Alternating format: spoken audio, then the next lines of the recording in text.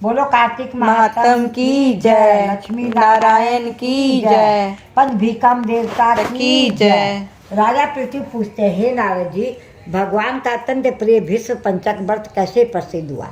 तब नारद जी कहने लगे, हे राजा पृथ्वी, यह व्रत आदि काल से है, परंतु बीच में लुप्त हो गया था। फिर यह कैसे प्रसिद्ध हुआ, सो कथा हम तुमसे कहते हैं, सुनो। श्री कृष्ण जी ने भीष्म जी से इस व्रत का वृत्तांत कहा। तब सर्वप्रथम भीष्म जी ने इस व्रत को किया। इसी कारण तभी से यह व्रत भीष्म पंचक के नाम से प्रसिद्ध हुआ। हे राजन, भगवान श्री कृष्ण जब पांडवों की ओर से दूत बनकर कौरवों को समझाने गए तो सबसे पहले वह विदुर जी के पास पहुंचे। विदुर जी ने उसका अत्यंत आदर सत्कार किया। फिर श्री कृष्ण जी भीष्म जी के पास गए। वहां जाकर कुशल क्षेम पूछने के बाद श्री कृष्ण जी ने अपने आने का संपूर्ण वृत्तांत भीष्म जी से कहा। तब भीष्म जी कहने लगे, हे भगवान त्रिलोकीनाथ होते हुए आप पांडवों की ओर से ही दूत बनकर क्यों आए? आपका पांडवों के साथ इतना प्रेम क्यों है? तीनों लोग आपके वश में है, तब पांडवों के पास ऐसा क्या वशीकरण मंत्र है, अथवा उन्होंने ऐसा कौन सा व्रत तप अथवा यज्ञ किया है जिसके कारण आप उनके वश में हो गए हैं?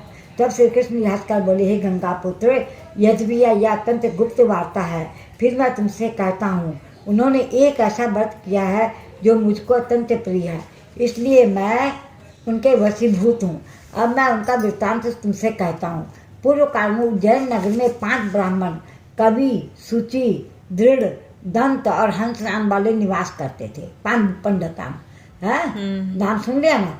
तीनों ही वेदों को जानने वाला, रूपवान, युवावस्था को प्राप्त हुए, गंधर्व विद्या में अति प्रवीण थे, अनेक देशों में घूमते फिरते तथा अपनी गान विद्या का प्रदर्शन करके खूब द्रव्य प्राप्त किया करते थे। एक समय मथुरापुरी में सुवीर नाम वाले राजा के पास आए। संगीत कला में निपुण होने के कारण उन्होंने राजसभा में जाने की इच्छा प्रकट की। वह 4 दिन उपवास करते रहे, अत्यंत पवित्र श्री यमुना जी में स्नान करते रहे।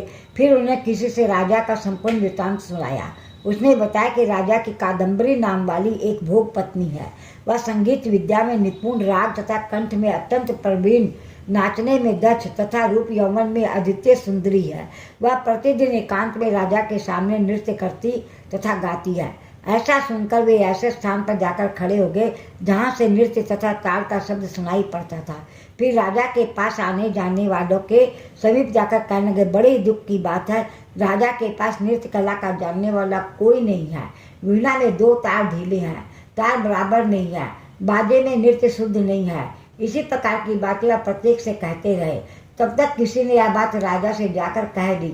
राजा ने तत्काल वहाँ जहाँ पर कादम्बरी का नृत्य हो रहा था उन 5 को बुलाया। वह पहुंचकर उन्होंने राजा को आशीर्वाद दिया। आप बैठ गए।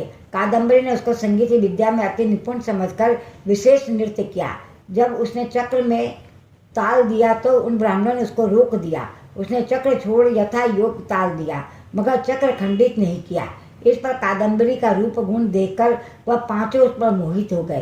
कादम्बरी भी 5 को देखकर उन पर मोहित हो गई। उसने रात्रि को चोरी छिपे ब्राह्मणों के पास अपनी एक सखी के हाथ यह संदेश भेजा कि तुम 5 में से एक प्रतिदिन नगरी से दूर उत्तरी कोण में यमुना तट के समीप जन शून्य लताओं से ढका हुआ अनंत नामक तीर्थ है।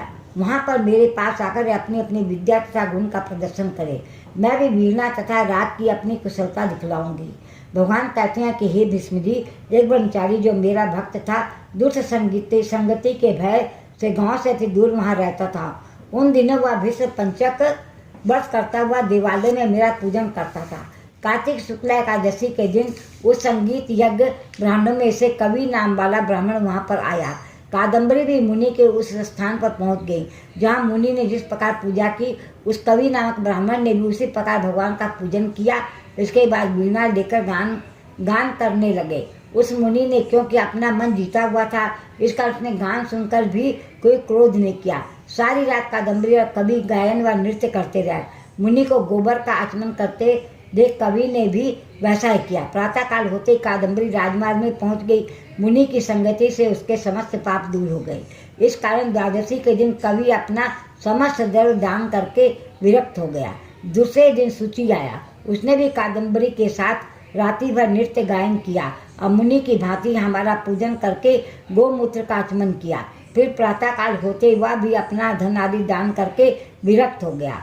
उसने निश्चय किया कि जिस प्रकार कादम्बरी के नृत्य गायन व रूप को देखकर मुनि का मन चलायमान नहीं हुआ, इस प्रकार मुझे भी अपने मन को वश में करना चाहिए। त्रयोदशी के दिन दृढ़ नाम वाला ब्राह्मण कादम्बरी से मिलने आया। नृत्य गान करने के बाद मुनि की तरह पूजन और गौ का दूध पीकर विरक्त होकर चला गया। चतुर्दशी को वहाँ पर दंत नाम वाला ब्राह्मण आया। पहले वाले अपने बंधुओं के समान कादम्बरी के साथ नृत्य गायन करके मुनि से बचे घी का पान करके शुद्ध चित्त होने के कारण विरक्त हो गया। सबसे अंत में पूर्णमासी को हंस नामक ब्राह्मण ने आकर मुनि को देख उनको नमस्कार किया। यमुना में स्नान कर आंवले के वृक्ष के नीचे बैठकर श्राद्ध कर्म किया। भगवान कहते हैं, भीष्म जी, कार्तिक के महीने में हमारा पूजन तथा दान पुण्य करने से करोड़ों योग का फल प्राप्त होता है। इतर हंस नामक वह ब्राह्मण सत्संग पूजन तथा मुनि के बचे दही का पान करके विरक्त हो गया और अपना सब धन दान करके तीर्थ यात्रा को चला गया। उधर राजा के ने मंदिर में कादम्बरी के जाने का समाचार सुनकर उसे महल में बंद कर दिया, जिससे वह मंदिर ना जा सकी। कार्तिक मास में हमारे सामने नृत्य गान करने के कारण वही कादम्बरी द्रौपदी हुई तथा हंस नाम वाला वह ब्राह्मण आंवले के वृक्ष के नीचे श्राद्ध आदि करने से युधिष्ठिर हुआ। एकादशी के जागरण के कारण कवि अर्जुन, सूची सहदेव, दंत नकुल तथा दृढ़ नाम वाला पराक्रमी भीम हुआ। हे भीष्म जी, वस्तुतः इस व्रत के प्रभाव से ही मैं पांडवों के वशीभूत हूँ और तुम्हारे द्वारा यह पंचक व्रत किए जाने से यह तुम्हारे नाम से भी विख्यात होगा, अर्थात भीष्म पंचक व्रत कहलाएगा। इस व्रत के अंत में ब्राह्मणों को भोजन कराकर यथाशक्ति दान दक्षिणा देनी चाहिए। बोलो कार्तिक महात्म की जय, भीष्म पंचक की जय। ब्रह्मा जी कहते हैं, कार्तिक शुक्ल एकादशी, जिसको हरि प्रमोदनी एकादशी भी कहते हैं, इस एक व्रत के करने से वाजपेयी यज्ञों से भी अधिक फल प्राप्त होता है तथा जन्म जन्मांतर के पाप नाश हो जाते हैं।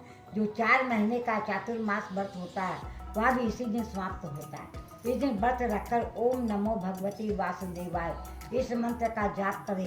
तत्पश्चात रात्रि को जागरण करें, सब एकादशियों का फल प्राप्त हो जाता है। विश्व पंचक व्रत कार्तिक शुक्ला एकादशी से आरंभ करके पूर्णिमा को समाप्त होता है। इन्हें ऋषि व पितरों का तर्पण करना चाहिए। विश्व पंचक में नित्य भीष्म जी का तर्पण करना चाहिए। वसु के अवतार सनातनु के पुत्र चंद्रवंश में उत्पन्न व्याघ्राज पद गोत्र संस्कृत प्रवर वाले संतति रहित गंगा के पुत्र सत्यवर्ती आजन्म ब्रह्मचारी भीष्म जी का तर्पण करने से संपूर्ण वर्ष की पाप नष्ट हो जाती है। विश्व पंचक व्रत करने वाला पूर्णमासी व एकम को ब्राह्मणों को खीर का भोजन करावे तथा दान दक्षिणा देकर उन्हें संतुष्ट करे। तत्पश्चात आप भी भोजन करें।